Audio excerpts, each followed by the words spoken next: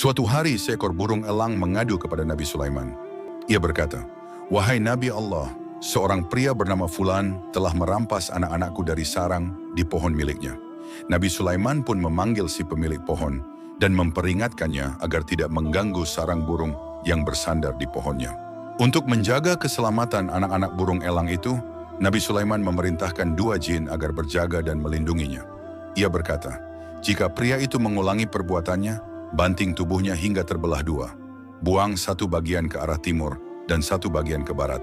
Peringatan ini awalnya ditaati, namun setahun kemudian, pria itu kembali memanjat pohon untuk mengambil anak-anak burung. Saat hendak memanjat, datang seorang fakir miskin meminta sedekah. Tersentuh oleh permintaan itu, ia memberikan sepotong roti kepada si miskin, lalu melanjutkan niatnya mengambil anak burung elang. Burung elang pun kembali mengadu kepada Nabi Sulaiman.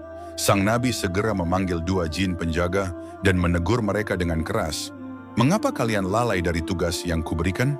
Kedua jin itu menjawab, "Wahai Khalifah Allah, kami melihat perbuatan pria itu dan bersiap melaksanakan perintahmu. Namun sebelum kami bertindak, datang 2 malaikat yang diutus Allah. Mereka menangkap kami, 1 dilemparkan ke timur dan 1 ke barat. Rencana kami gagal karena kami tak bisa melawan para malaikat." Nabi Sulaiman bertanya, "Apa sebabnya kalian sampai dihentikan oleh malaikat?" Mereka menjawab, "Karena sepotong roti yang ia sedekahkan kepada fakir miskin sebelum memanjat pohon. Sedekah itu begitu besar nilainya, hingga Allah mengutus malaikat untuk melindunginya dari hukuman kami." Setelah mendengar hal ini, Nabi Sulaiman memanggil pemilik pohon dan menceritakan kejadian luar biasa tersebut. Dengan penuh penyesalan, pria itu berjanji tidak akan mengulangi perbuatannya lagi. Ia menyadari betapa besar keutamaan sedekah, bahkan mampu mencegah azab yang telah diperintahkan oleh Nabi Allah. Sejak itu, ia menjadi pribadi yang lebih dermawan dan penuh kasih terhadap makhluk hidup. Hikmah dari sepotong roti menyadarkannya akan besarnya kasih sayang Allah kepada mereka yang berbuat kebaikan. Wallahu a'lam. Inilah kisah Syaqiq al-Balkh dan Harun al-Rashid yang menyentuh hati. Dalam perjalanan menuju Makkah untuk menunaikan ibadah haji, Syaqiq al-Balkh singgah di kota Baghdad. Kabar tentang kedatangannya sampai ke telinga Khalifah Harun al-Rashid. Sang khalifah pun memerintahkan agar Syaqiq dihadirkan ke istana. Saat berhadapan dengannya, Harun bertanya, "Apakah engkau Syaqiq al-Balkh, si pertapa dari negeri Balkh?" Syaqiq menjawab tenang, "Benar, aku Syaqiq al-Balkh, namun aku bukanlah seorang pertapa." Harun pun berkata, "Jika begitu, berilah aku nasihat." Syaqiq memulai, "Allah telah memberimu kedudukan seperti Abu Bakar, yang penuh kejujuran dan kesetiaan. Maka bersikaplah jujur dan setia.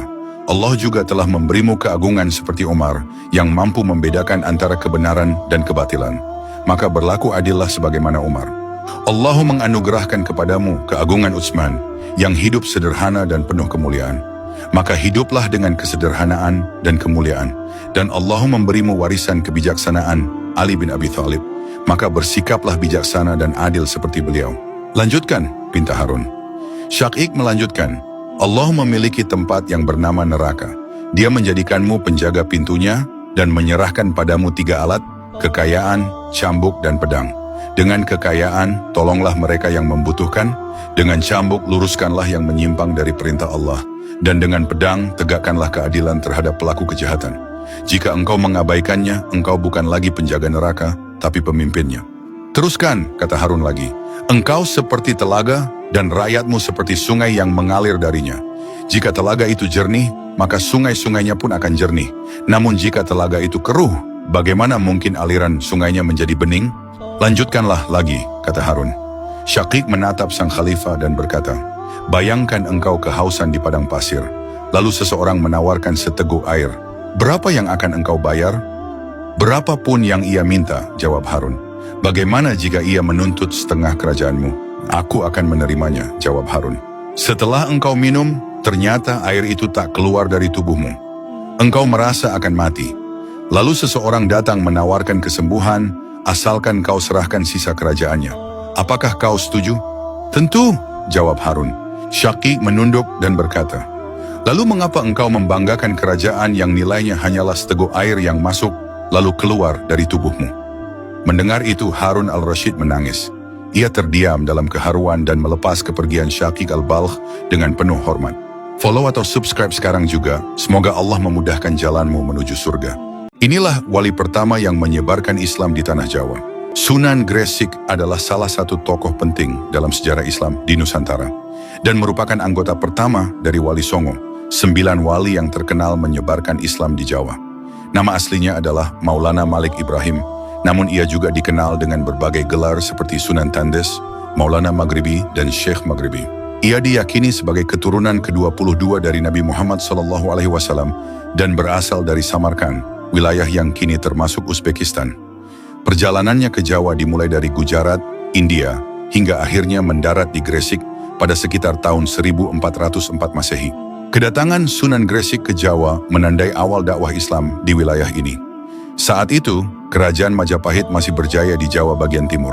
Sunan Gresik memulai dakwahnya dengan membaur bersama masyarakat dan membangun masjid di Desa Pasucinan, Kecamatan Manyar.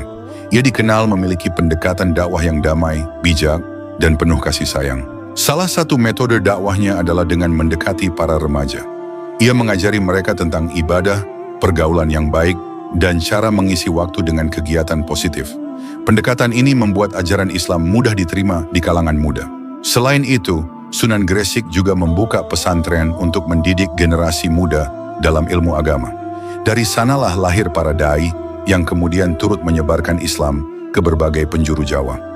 Banyak dari mereka mendirikan pesantren baru, seperti pesantren Tebuireng di Jombang yang kelak menjadi pusat pendidikan Islam. Dakwah Sunan Gresik juga dilakukan melalui jalur perdagangan. Ia berdagang di pelabuhan terbuka di wilayah yang kini dikenal sebagai Desa Romo, Manyar. Lewat perdagangan, ia menjalin hubungan baik dengan masyarakat luas dan menunjukkan akhlak Islam yang luhur.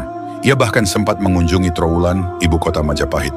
Meskipun Raja Majapahit tidak masuk Islam, ia menghormati Sunan Gresik dan menghadiahkan sebidang tanah di Gresik yang kelak menjadi Desa Gapura. Selain itu, Sunan Gresik dikenal sebagai ahli pertanian dan pengobatan. Ia membantu meningkatkan hasil pertanian masyarakat dan dikenal mampu menyembuhkan penyakit dengan ramuan herbal. Keahliannya ini membuatnya dicintai oleh rakyat. Sunan Gresik bukan hanya pendakwah, tapi juga pelopor peradaban Islam di Jawa. Keteladanannya dalam menyebarkan Islam secara damai, melalui pendidikan, perdagangan, dan pengobatan, menjadikannya tokoh penting yang dikenang hingga kini. Inilah 5 golongan manusia yang ditakuti setan. Setan, jin, dan iblis adalah musuh nyata manusia yang tidak terlihat oleh mata. Mereka terus berusaha menyesatkan anak cucu Adam hingga akhir zaman.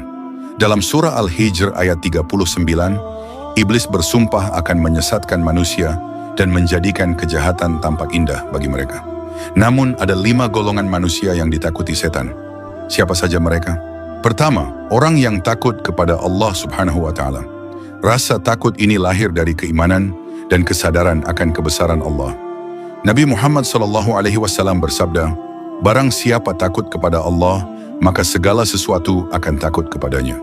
Dalam surah Ali Imran ayat 175, Allah menegaskan agar kita tidak takut pada setan, tetapi hanya kepadanya. Kedua, orang yang ikhlas. Keikhlasan adalah benteng yang tak bisa ditembus setan. Mereka yang beramal semata karena Allah disebut mukhlas. Dalam surah Al-Hijr ayat 40, iblis mengakui bahwa ia tidak mampu menyesatkan hamba yang ikhlas. Orang yang ikhlas memiliki kekuatan spiritual yang melindungi mereka dari bisikan setan. Ketiga, orang yang alim atau berilmu. Ilmu agama adalah senjata utama melawan tipu daya setan. Rasulullah SAW bersabda, "Seorang alim lebih ditakuti setan daripada 1000 orang ahli ibadah." Orang alim memahami kebenaran dan mampu membedakan mana yang benar dan batil. Keempat, orang yang faqih atau ahli fikih. Mereka menguasai ilmu hukum Islam dan mengamalkannya dalam kehidupan. Ibnu Abbas radhiyallahu anhu berkata, seorang faqih lebih ditakuti setan daripada 1000 ahli ibadah yang bodoh. Ilmu fikih memberikan panduan yang kuat untuk menghadapi berbagai godaan dunia. Kelima, orang yang selalu berzikir. Zikir membuat hati terhubung dengan Allah dan menjadi tempat yang tidak nyaman bagi setan. Nabi SAW bersabda, apabila anak Adam mengingat Allah, maka setan akan mundur. Jika ia lalai, setan akan membisikkan godaan ke dalam hatinya. Zikir yang tulus menjadikan hati hidup dan terjaga dari gangguan setan. Kelima golongan ini adalah benteng umat manusia dari kejahatan setan. Mereka menjadi sosok yang ditakuti iblis karena kedekatan mereka dengan Allah Subhanahu wa Ta'ala. Semoga kita termasuk di dalamnya. Tahukah Anda bahwa langit di atas Ka'bah di Makkah adalah zona larangan terbang? Aturan ini telah ditetapkan sejak lama oleh pemerintah Arab Saudi dan masih diberlakukan hingga kini. Bukan karena alasan teknis atau ilmiah, melainkan karena pertimbangan religius dan penghormatan terhadap kesucian tempat tersebut. Ka'bah terletak di pusat Masjidil Haram di kota Makkah dan merupakan tempat paling suci dalam Islam. Karena Makkah hanya boleh dimasuki oleh umat Islam, maka wilayah udaranya pun dijaga dengan ketat. Tujuannya adalah menjaga kekhusyukan ibadah dan menghormati kesucian tempat yang disebut sebagai Baitullah atau rumah Allah. Salah satu alasan pelarangan adalah suara bising mesin pesawat yang dapat mengganggu kekhusyukan jamaah. Letak Makkah yang dikelilingi pegunungan bisa memantulkan suara dan memperkuat efek kebisingan, sehingga dapat memecah konsentrasi ibadah jamaah yang sedang salat, tawaf, atau berdoa. Menurut otoritas penerbangan sipil Arab Saudi, larangan ini tercantum dalam sistem notam atau pemberitahuan resmi kepada maskapai penerbangan. Meskipun bersifat ketat, ada pengecualian terbatas, seperti helikopter yang bertugas dalam misi pengawasan keamanan saat musim haji. Lebih dari sekadar bangunan, Ka'bah adalah simbol utama penyatuan umat Islam dalam ibadah. Dalam Al-Quran Surah Al-Baqarah, ayat 125, Allah menyebut Ka'bah sebagai tempat berkumpul manusia dan kawasan yang aman. Allah memerintahkan Nabi Ibrahim dan Nabi Ismail untuk membersihkan rumahnya bagi orang-orang yang tawaf, irtikaf, ruku, dan sujud. Sejak dahulu masyarakat Arab sangat menghormati kawasan tanah haram. Bahkan jika seseorang dikejar oleh musuh karena persoalan besar sekalipun, mereka tidak akan disentuh selama berada di wilayah suci ini. Kesuciannya dijaga turun-temurun karena dianggap tempat perlindungan yang ditetapkan oleh Allah Subhanahu wa Ta'ala. Sepanjang sejarah, banyak upaya untuk merusak Ka'bah telah gagal, termasuk serangan Raja Abraha yang diabadikan dalam surah Al-Fil. Ini menjadi bukti bahwa tempat ini dijaga langsung oleh kehendak Allah.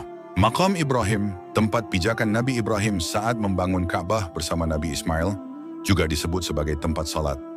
Ini menguatkan pesan bahwa ajaran Islam adalah kelanjutan dari risalah Nabi Ibrahim, dan Ka'bah adalah pusat ibadah yang harus selalu dijaga kesuciannya, baik secara fisik maupun spiritual. Ka'bah bukan tempat Allah bersemayam, tapi simbol keesaan dan pusat penyembahan kepadanya. Inilah alasan mengapa langit di atas Ka'bah dijaga begitu ketat, sebagai bentuk tempat paling suci bagi umat Islam di seluruh dunia.